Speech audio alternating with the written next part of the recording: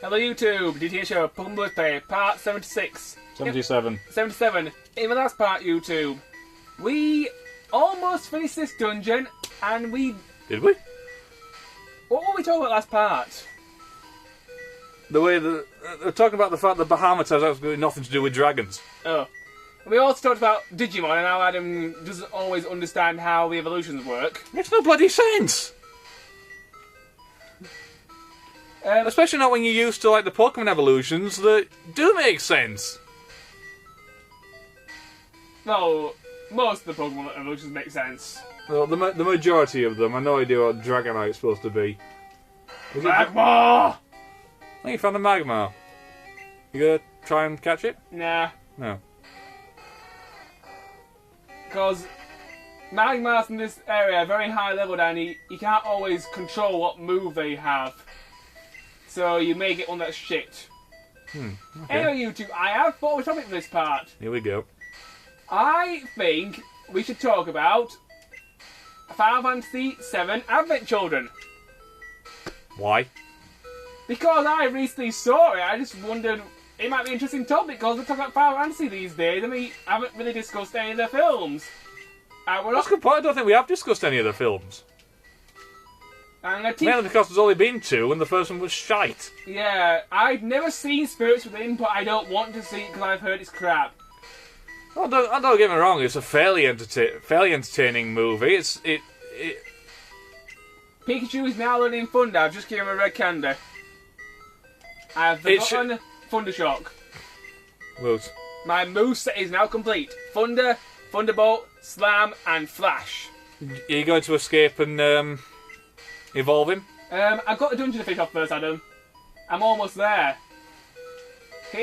Here's the Soul Beam TM. I'm going to use that on Botan now. Yeah. Spirits Within, it was I'll say entertaining, but in a sense there's really nothing else worth watching from that era.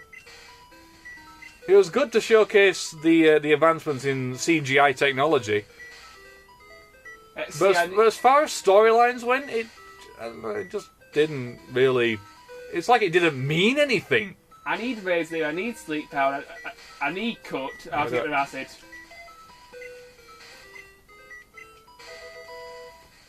Woot.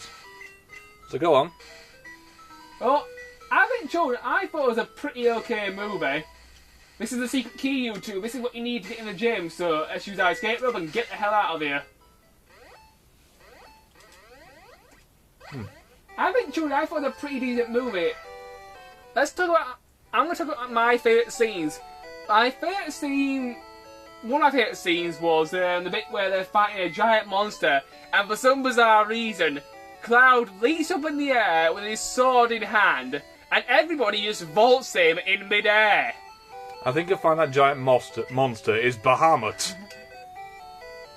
Seriously On though, account of he launches the Mega Flare at Cloud, and Cloud somehow jumps straight through it. The Mega Flare, it is quite literally the Final Fantasy version of a high-powered Kamehameha wave, which will quite happily nuke a planet from orbit, and Cloud Strife literally gets vaulted through it. A head-on collision, straight through the middle of this gigantic mass of destruction energy. He seems to absorb it all into his sword, and then sort of literally slices Bahamut in half with it sort of powered up, so, Fair enough. And then pause camera, I want to check something here. Right, YouTube, if you're wondering why I paused the camera, I noticed that the number on my super potion on my items menu was glitched. I think this might have happened when we fought the missing no. You think? So... And... It would appear that just seeing a missing no corrupts the game in some way. And increases your potions to a number. And when I sold all the potions, my money count has basically gone to this. Yeah, he had about 90,000, and he only had 700 super potions in his inventory. Now he sold them all, and since they only sell for like 200 each, and now he's got 17,000. Yeah, I think he had a few more than and 7, so not entirely sure what happened there, but he sold them all, bought 10 more, so and we've now got a shitload of money. Yay! Hey, where's my Thunderstone? Yeah, I thought Advent Children was a pretty decent movie. I definitely like the scene where all the characters vault Cloud up to Bahamut. He should have kept going and knocked the cunt into outer space. He sort of jumped, and everybody just kept shoving him upwards. It was just rather convenient that everyone just happened to be there in the right spot to throw in just a little bit more. I like it when Teeth goes, going up, and I'm like, I don't think that's even physically possible. Is it physically possible to vault someone twice? Is it physically possible to vault someone twice? I don't know. But then again, the characters in that movie defy physics by leaping all over the place anyway. If memory serves, at one point Yuffie actually physically runs up the side of a building. That is a physical impossibility for any trained ninja. And if she's a ninja, that's one of her powers.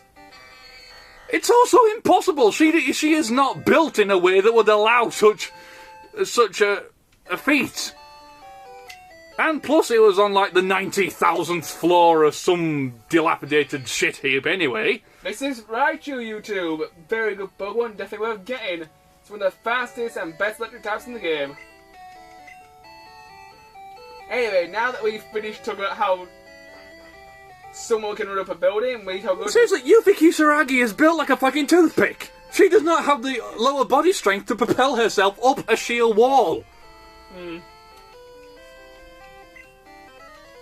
Right, there are two ways to do this, Jim, YouTube. Way number 1, go to the question machines and answer the questions. 2, beat the living shit out of the trainers. Question machines? Yeah, there's these quiz machines. You got to show me them. I just kill everyone. Well, that's my preferred method as well.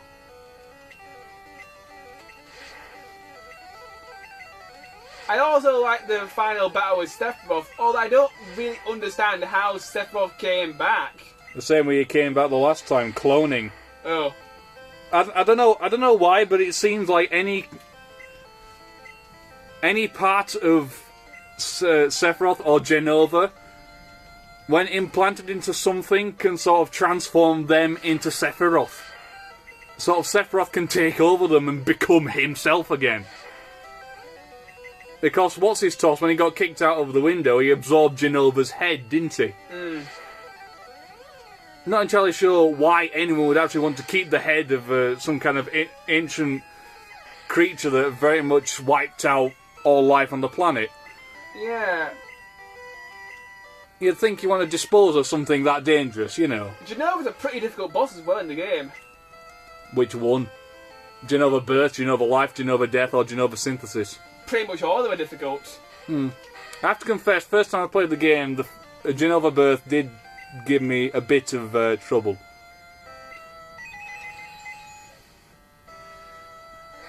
But now it's just a joke. Speaking of Final Fantasy VII, I'm gonna bring up some continuity here. There's one point in the game where you have to dress Cloud as a girl to save Tifa. Yeah. Why do they have to dress with a girl just to save Tifa? Because the guard won't let men in. I can think of several ways I can MacGyver my way in that building. Here's my plan. Cast fire on the guy and just burn him into a crisp. Run in there, Buster Sword swinging, and just kill everything in the way, grab Tifa, and just walk out. It is the home of one of Midgar's most powerful crime lords. I'm pretty sure even Cloud Strife can't take on an entire army of gangsters armed to the teeth with knives, guns, and all sorts of other shit. Can I say one thing?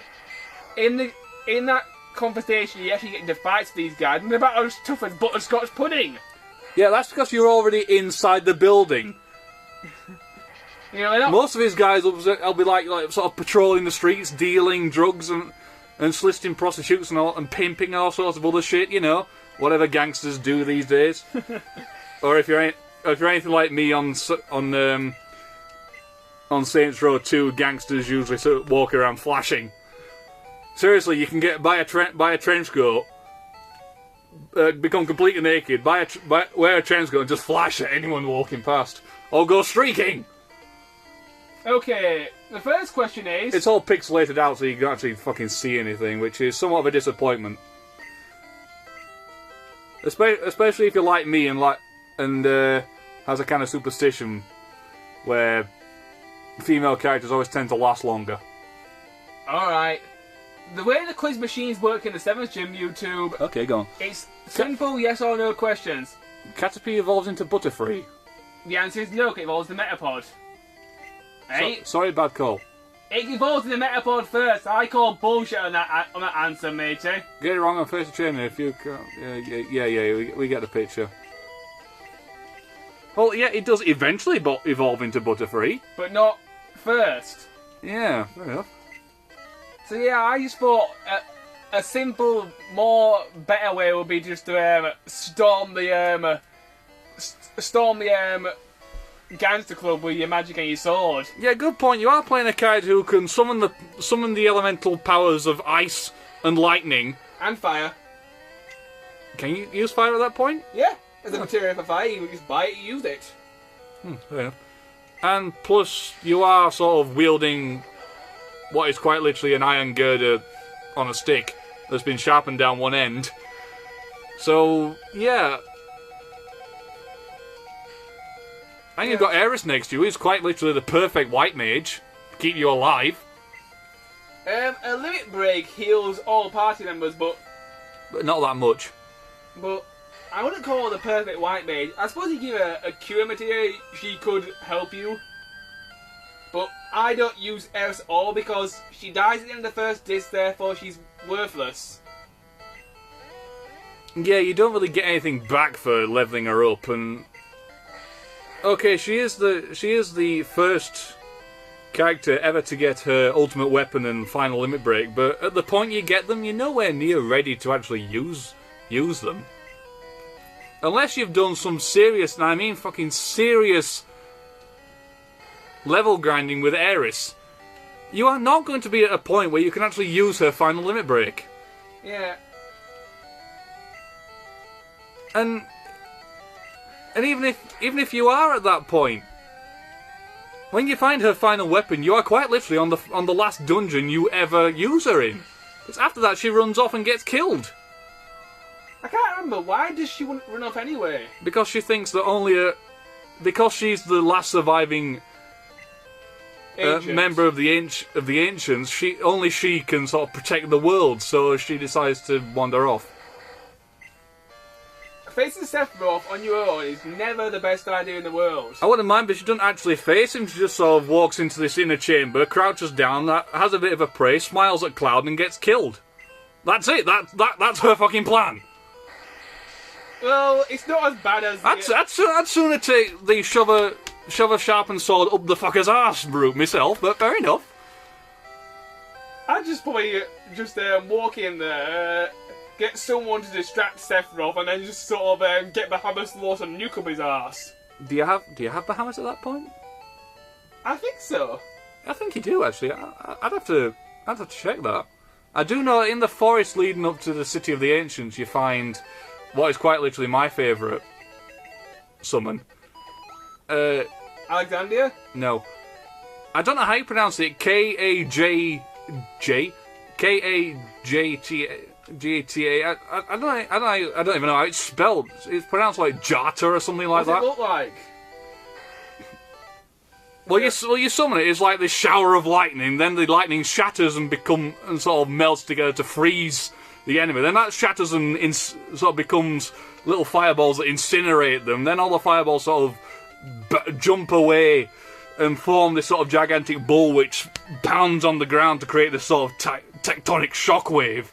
I think I know what you mean. I used it in Final Fantasy VI once. Yeah, it doesn't make any sense, but...